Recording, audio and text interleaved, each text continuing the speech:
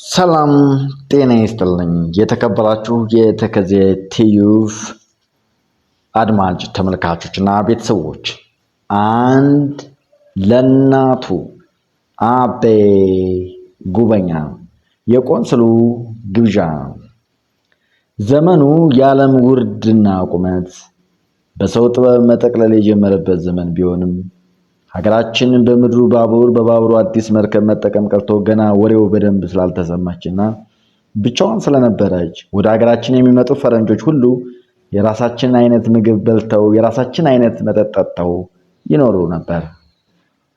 በዚያ ዘመን ኢትዮጵያ ውስጥ ከነበሩትና ኢትዮጵያውያን መስለው ከኖሩት የውጭ ሀገር ሰዎች አንዱ አበሾች በራሳቸው አጠራር አቶ ቡላዲን ይሉት የነበረው ቆንሲል ዋልተር ፕላውዲየን ነበረ። ፕላውዲየን ዋነኛ መደበኛ ቦታው ምጽዋ ቢሆንም አብዛኛውን ጊዜ በጎንደርና በደብረ ታቦር ይኖር ነበረ። ቀኑ የንግሥት ቪክቶሪያ የልደት በዓል ቀን ነበረ። ጎንደር በነበረው የእንግሊዝ ቆንሲል ግቢ ለበዓሉ ክብር ታላቅ የራት ግብዣ ተደርጎ ነበረ። በግብዣው ላይ ብዙ ኢትዮጵያውያን መኳንንት፣ ብዙ ፈረንጆች ተገኝተውም ነበረ። ካህናቱ ብቻ ጸረ ማርያም ከሆኑት ፕሮቴስታንቶች ቤት ገብተው ምግብ ለመብላት ስላልፈቀዱ አልተገኙም ነበረ። ምግቡ በሙሉ የጎንደር ሙያ ያፈራው በጣም ብዙ ስምና መልክ ያላቸው የሀገራችን ምግቦች ነበሩበት። የወጡ አይነት፣ የጥብሱ አይነት፣ የዳቦ አይነት ብዛት ሲያስገርም ለእንጀራው እንኳ ብዙ መልክና አይነት ነበረው። መጠጡ የጠላው አይነት፣ የጠጁ የወይን ጠጁ አይነት ብዙና የተለያየ ነበረ።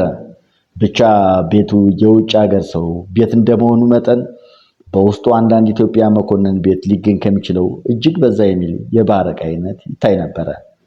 ለብርቅም ያህል ከመርከብ ከወረዱ በኋላ ከምጽዋ ተነስተው በግመልና በበቅሎ ጀርባ ጎንደር የደረሱ አንዳንድ ጥቂት የፈረንጅ መጠጥ አይነቶች በግብዣው ላይ ቀርበው ነበረ።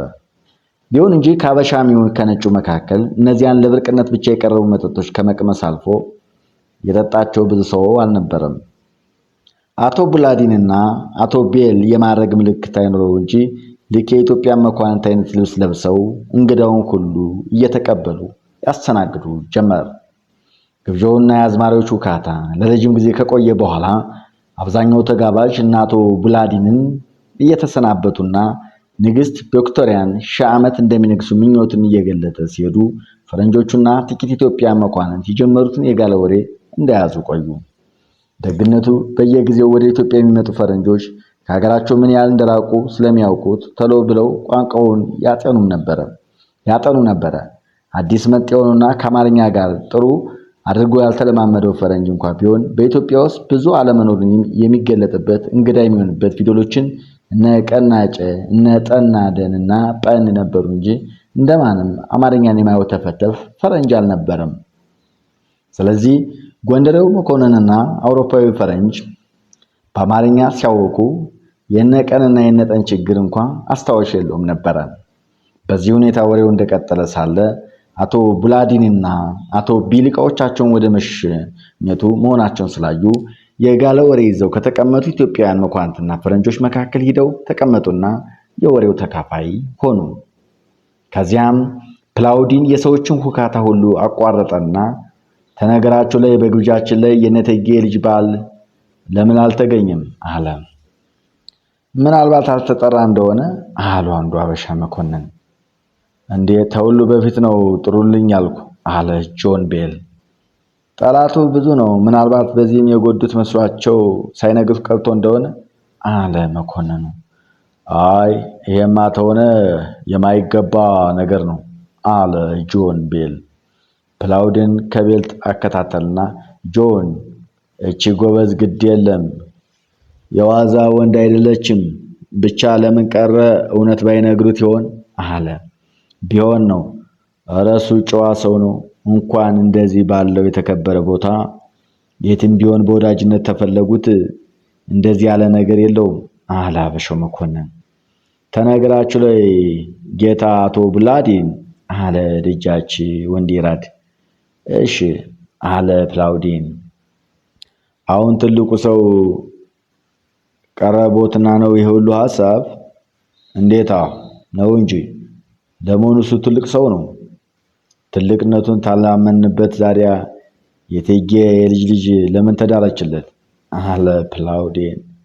ይሄን ማስረዳት መቼም በጣም ከባድ ነገር ነው አለ ወንዲራድ። ለመሆኑ የሰውየው ጠቅላላ ሁኔታ እንዴት ነው? እኔ መቼም ሰውን በዓይኔ የመገመት ችሎታ የለኝም። ቢሆንም እሱን ባየሁት ቁጥር ልክ የሌለው ደስታ ይሰማኛል። ለሀገሩ ከፍተኛ ቁም ነገር የሚሰራ ሰው መስሎም ይሰማኛል አለ ፕላውዴን። የኔም እንደዚሁ ነው አለ ጆን ቤል። የወንዲራይድ ግንባር የቅናት ወላፈን ገፎ በማኮማተሩ መስመሮችን አውጥቶበት ሲያልፍ ታየ። የኮሶ ሻጭ ልጅ ነው። እናቱ በዚሁ በጎንደር ከተማ ኮሶ ስትሸጥ ኖራ ነው። አሁን በቅርቡ ነው የሞተችው አለ ወንዲራይድ። ስለ እናቱ አልነበረም የጠየቁ፣ ስለ ራሱ ነው አለ ፕላውዴን። ከዚህ ላይ የደጃች ክንፉ ባለሟል ሆነው የኖሩት በዚህም ጊዜ የእቴጌ ታማኝ አሽከር ሆነው የነበሩት ፊታውራሪ ሞገስ ነገሩ ከነከናቸውና ሳይጋበዙ በጨዋታው መካከል ገቡ። እናቱስ ቢሆኑ መቼ እንዲህ ናቸው? ደጃዝማች ወንዲራይድ የሚለው ሁሉ ሐሰት ነው። የካሳን እናት አባትም እኔ በደንብ አድርጌ አውቃቸዋለሁ። ጀግናውን ወንድሙን ደጃች ክንፉንም ጌታ የነበሩ አውቃቸዋለሁ። የጀግናችን ጀግና ካሳንም አውቀዋለሁ አሉ ፊታውራሪ ሞገስ። ቤልና ፕላውዴን እርስ በርሳቸው ተያዩና ፊታቸውን ወደ ወንዲራድ መለሱ። ፊታውራሪ ሞገስ እውነታቸውን ነበር የተናገሩት። በትውልዳቸው ድሮ ማደጋቸው ደንቢያ በመሆኑ የልጅ ካሳ ቤተሰብ ጥሩ አድርገው የሚያውቁ ሰው ነበሩ። ከዚህም በቀር ለአረብ ወራሪዎች መቅጫ እንደሆኑ ለእግዚአብሔር አውቆ የፈጠራቸው ክንፉ በዘመቱበት አቅጣጫ ሁሉ ከአንዱም ሳይለዩ አብረው ስለዘመቱ ልጅ ካሳ በልጅነት ዘመን ከወንድሙ ጋር ሲዘምት ያሳየውን የወጣትነትና ጀግንነት አልረሱትም። ካሳ በክንፉ ቤት ሳለም ይሰውረውና ይናገረው የነበረ ከአንድ ወጣት ፈጽሞ የማይጠበቅ ታላላቅ ነገር ሁሉ እስከዚህ ጊዜ ድረስ ከልባቸው አልጠፋም ነበረ። ስለዚህ ደጃቸው ወንዲራይድ በማያውቀው ነገር ተነሳስቶ ለውጭ ሰዎች የካሳን ስም እያጠፋ ሲናገር ሲሰሙ አላስችላቸውና በጨዋታው ጣልቃ ገቡ። ዛሬያ ክንፉ የእርሶ ጌታ የነበረ እንደሆን የካሳ እናት ኮሶ ሻጭ መሆኑ አይካዳል አለ ደጃቸው ወንዲራይድ። ያልሆኑትን አሉ ፊታውራሪ ሞገስ ከረር ብለው። በዚህ ላይ ጆን ቤሊ ነገራቸውን አቋረጥና የእናቱና የአባቱን ጉዳይ እንተውና ራሱ እንዴት ነው አለ። ጀግና ጎበዝ አሉ ፊታውራሪ በችኮላ። ደጃዝማችስ የእርሱ አስተያየት እንዴት ነው አለ ጆን ቤል ያን ሰማያዊ ዓይኑን በወንዲራይድ ላይ ተክሎ። ጀግንነት አይባልም። እኔ እንኳ በጦርነት ላይ አብሬ ተሰልፌ አላየሁትም።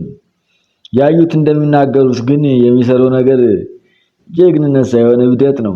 4-5 ነው በመቶ ሰው መካከል በሮ ይገባል ይሉታል አለ ደጃቸው ወንዲራይድ። እውነት በእውነት ታየው ሰው ሰምተሃል? ዛሬ እኮ እንደዛ ቢገባ በታትኖት ይወጣል እንጂ አይማረክ አሉ ፊታውራሪ ሞገስ። አንድ ቀን ይሞትና አልፋላ አለ ደጃዝማች ወንዲራይድ። አንድ ቀን መሞትማ ዋሻ ገብተው ተደብቀው ቢኖሩ ይቀራል። አንድ ቀንማ ቀኑ ሲደርስ የማንም ፈልጣጭ ይሞታል አሉ ፊታውራሪ ሞገስ። ፈረንጆችም አበሾች በሳቅ ፈገግ አሉ።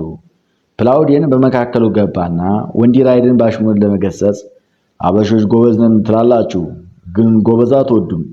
ብዙ ሀገሮች አይቻለሁ፣ ግን ታገሬ ቀጥዬ በጣም የማውቃትና የመወዳት ሀገር ኢትዮጵያ ናት። ተመኖር ብዛትም እንደራሴ ሀገር አድርጌ ልቆጥራት ምንም አልቀረኝ። በዚህ ጊዜ ውስጥ በአበሾች ላይ ያየሁባችሁ ዋና ጉድለት እርስ በርሳችሁ በጣም መመቃኘኝታችሁ ነው። ምቀኞች ናችሁ። እውነት ነው፣ መቀናናትን በየትም ሀገር ይኖራል። እኛ እንግሊዞችም ከብዙ ዓመታት በፊት ጀምሮ ብዙ ታላላቅ ሰዎችን የነበሩትን ያህል ብዙዎች ታላላቅ ሰዎችም በምቀኝነት ሊጎዱ ችለዋል። ተመግደል የደረሱት እንኳ ጥቂቶች አይደሉም። በተንኮል ተመሞት የደረሱት ታላላቅ ሰዎችን ስንት ይሆናሉ?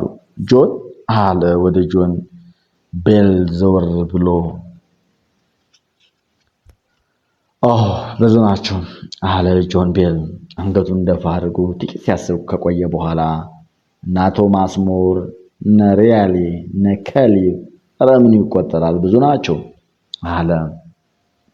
ፕላውዲየን ተቀበለና እነዚህና የቀሩት ሁሉ ሰዎች ለሀገራቸው ምን እንደሰሩ ታውቃላችሁ? ይሄ ነው ተብሎ የማይገመት ከፍተኛ ክብርና ጥቅም ለሀገራቸው ያተረፉ ሰዎች ናቸው። ቢሆንም ምቀኛ ስላልጠፋላቸው በምቀኞች ምክንያት ተመሞት ደርሰዋል። ነገር ግን ምቀኛ ስላችሁ ተወዳዳሪ ምቀኛ እንጂ እንደናንተ ሀገር ሰዎች ነጋዴው በወታደሩ እጀሰሪው በቄሱ አይቀናም። ለዚህ ነው በአንድ ሀገር አንድ ታላቅ ሰው ሲፈጠር ዋናው ጥቅም ለራሱ ሳይሆን ለሀገሩ መሆኑ እየታወቀ ስለሄደ በአሁኑ ጊዜ በእንግሊዝም ሆነ በሌሎች አውሮፓ ሀገሮች በምቀኝነት አንድ መልካም ሰው እንዲሞት የሚመኝ ተቀናቃኝ እየጠፋ ሂዷል ብሎ ነገሩን ሊቀጥል ተነገሩ ላይ ጌታ ብላዲን ነገሩን በጠጅ ላይ አደናቅፍና አሉ ፊታውራሪ ሞገስ እንደመሳቅ እያሉ። እሺ ጌታ ፊታውራሪ አለ ፕላውዲየን አይኖቹን በግራጫ ሪዝ በተከበበው የፊታውራሪ ሞገስ ፊት ላይ አሳርፎ። ፊታውራሪ ሞገስ ቀበል አደረጉና በሀገራችንም እኮ አሁን ለተናገሩት መልካም ምሳሌ የሚሆን አነጋገር አለ አሉ። እንዴት የሚል ነበር አለ ፕላውዲየን። ሁሉም በሙያው ተጠጉ ባሉ ሰዎች ቢቆይ ይሁን ግን መበለት በቄስ ደብተራ በጳጳስ ገበሬ በንጉስ ቢቀኑ የእግዚአብሔር ቁጣ ያመጣል ይባላል አሉ ፊታውራሪ። ይቀጥላል።